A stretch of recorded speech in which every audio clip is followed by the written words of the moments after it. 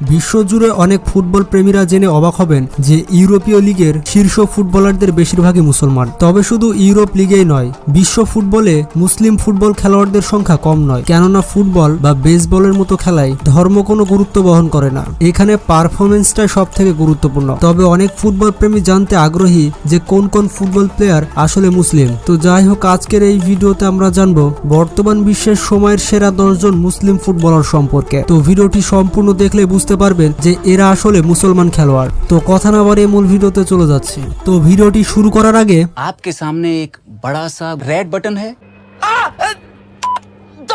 আপনাদের অনেক ধন্যবাদ। বন্ধুরা, আমাদের সাথে আরো ভালোভাবে কানেক্ট হওয়ার জন্য আমাদের একটি ফেসবুক পেজ রয়েছে চ্যানেল ইউনিক A1 নামে। ডেসক্রিপশন বক্সে লিংক দেওয়া আছে, সেখান থেকে ভিজিট করে আসতে পারেন। প্রথমে রয়েছে পল পগবা। বর্তমান সময়ের অন্যতম মেধাবী এবং জনপ্রিয় ফুটবল খেলোয়াড় পল পগবা জন্মসূত্রে একজন মুসলিম।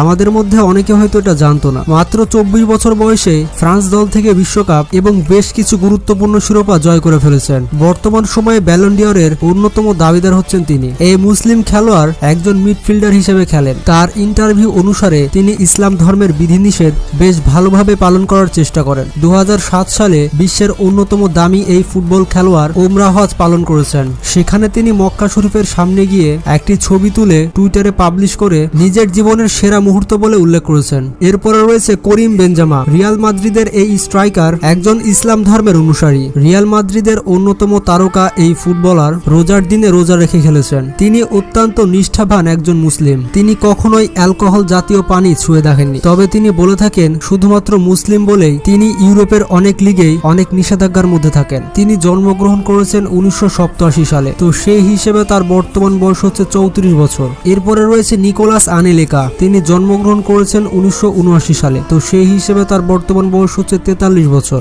এবং তিনি একজন ফ্রান্সের বাসিন্দা। ফ্রান্সের ইতিহাসের অন্যতম মেধাবী স্ট্রাইকার নিকোলাস আনেলিকা 16 বছর বয়সে ধর্মান্তরিত হন। আর এর আগে তিনি খ্রিস্টান ধর্ম পালন করতেন। এবং আরেকটি মজার বিষয় হচ্ছে তিনি 1994 সালে আব্দুস সালাম বেলাল নাম গ্রহণ করেন এবং তিনি বলেন, আমি আল্লাহর সাথে আমার সম্পর্ক প্রতিটা মুহূর্তে অনুভব করি এবং এটি আমার জীবন আলোকিত করেছে এবং আমি একজন মুসলিম হিসেবে গর্বিত। আর ইসলাম শান্তির ধর্ম, আর আমি অনেক কিছু ইসলাম থেকে শিখেছি। এরপরে রয়েছে এরিক আবিদাল। এরিক আবিদাল একজন সত্যিকারের যোদ্ধা এবং তার সম্পূর্ণ নাম হচ্ছে এরিক সিলভাইন আবিদাল এবং তিনি একজন ফ্রান্সের বাসিন্দা। তার উচ্চতা হচ্ছে 6 ফুট 1 ইঞ্চি এবং তিনি ডিফেন্স খেলে থাকেন। এই বার্সেলোনা কিংবদন্তি ক্যান্সারের মতো রোগকে পরাজিত করে আবারও ইউরোপের শীর্ষ পর্যায়ে ফুটবল খেলেছেন। এই দুর্দান্ত লেফট ব্যাক তার ক্যারিয়ারে উল্লেখযোগ্য সংখ্যক শিরোপা জিতেছেন। আবিদাল 2007 সালে আলজেরীয় জিমন্যাস্টিক একজন মহিলাকে বিয়ে করার পর খ্রিস্টান ধর্ম থেকে মুসলিম